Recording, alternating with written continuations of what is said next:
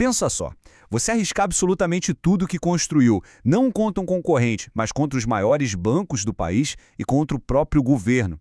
Parece roteiro de filme, né? Mas hoje a gente vai contar a história de como um grupo de pequenos empreendedores fez exatamente isso, numa batalha que, olha, marcou a história do Brasil.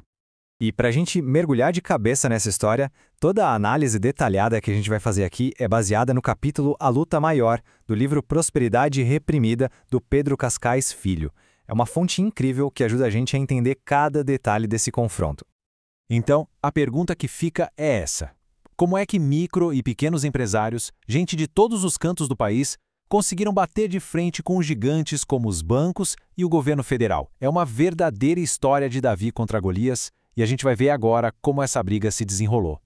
Bom, para entender a luta, primeiro a gente precisa entender o cenário. O Brasil estava vivendo o finalzinho dos anos 80, sabe? Uma época de instabilidade econômica absurda, sofrendo uma ressaca fortíssima do Plano Cruzado, a inflação estava completamente fora de controle e as empresas, principalmente as pequenas, estavam sendo esmagadas.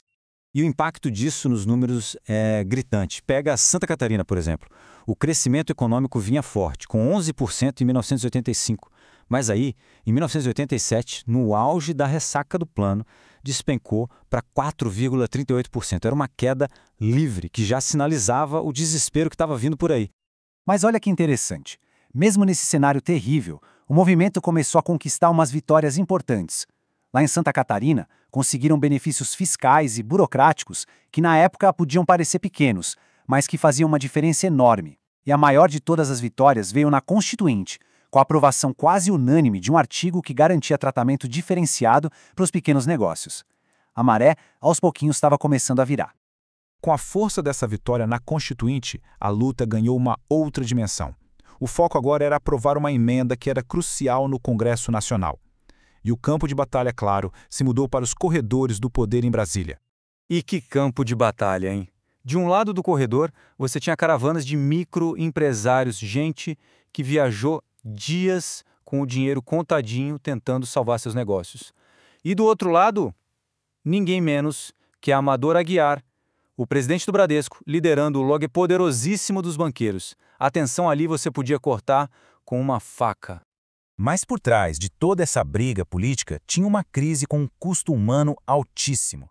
A gente não está falando só de planilhas e de números, mas de vidas que estavam sendo literalmente destruídas. E o ponto crucial é este aqui. O movimento chegou a levantar mais de 200 casos de suicídios entre empresários e agricultores, pessoas que foram levadas ao extremo do desespero por causa das dívidas. A luta em Brasília não era por lucro, era uma questão de vida ou morte. A tragédia pessoal por trás das estatísticas fica muito clara na história desse pequeno produtor de Minas Gerais. Uma história que se repetia aos milhares. Ele tinha uma vida estável, investiu durante o Plano Cruzado e, no fim, perdeu tudo, menos o seu burro e uma dívida que tinha triplicado. Era esse tipo de história que eles levavam para os parlamentares. Diante da força crescente do movimento, é claro que a reação dos poderosos não ia demorar para chegar. O governo e o sistema financeiro se organizaram para uma contraofensiva pesada, usando todo o poder de influência que eles tinham. E a reação foi agressiva, viu? O ministro da Fazenda da época, o Mailson da Nóbrega, foi à televisão em cadeia nacional e, segundo o autor do livro, mentiu, manipulou dados e chegou a chamar os micro e pequenos empresários de picaretas.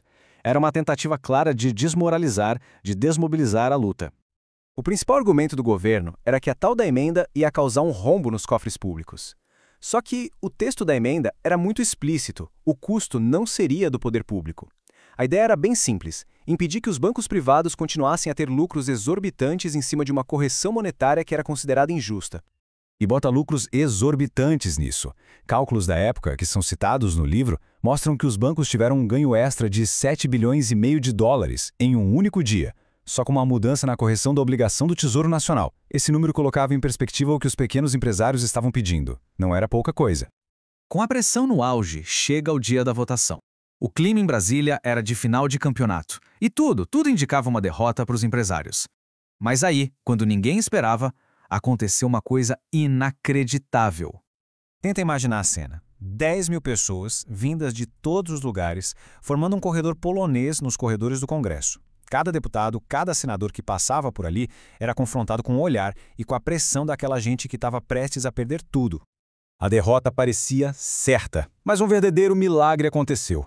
Vazou um documento secreto que revelava que o governo tinha repassado quietinho 100 bilhões de cruzados a fundo perdido para Sunamã, um órgão que já era marcado por vários escândalos. A indignação no plenário foi tão grande que a votação foi adiada. Adiada por uma semana. Eles tinham ganhado tempo. Só que essa semana de espera foi uma faca de dois gumes. Muitos empresários não tinham dinheiro para ficar em Brasília e tiveram que voltar para casa. Ao mesmo tempo, os bancos aumentaram a pressão, o que o autor descreve como terrorismo, para forçar os pagamentos. A mobilização, que era a grande força do movimento, estava se esvaindo. E isso deixa a gente com uma pergunta no ar. Depois de um milagre que deu a eles mais uma semana, o movimento agora estava mais fraco, enquanto seus oponentes estavam mais fortes do que nunca. Será que seria possível resistir e virar esse jogo? A resposta para essa pergunta e a continuação dessa luta deram origem a um movimento que mudou a história do empreendedorismo no Brasil, a Simpev, que hoje a gente conhece como AMP. Para saber o desfecho e conhecer a história completa, acesse empreendedorismoempauta.com.br, ouça os outros episódios e compartilhe essa análise para que mais pessoas conheçam essa jornada incrível.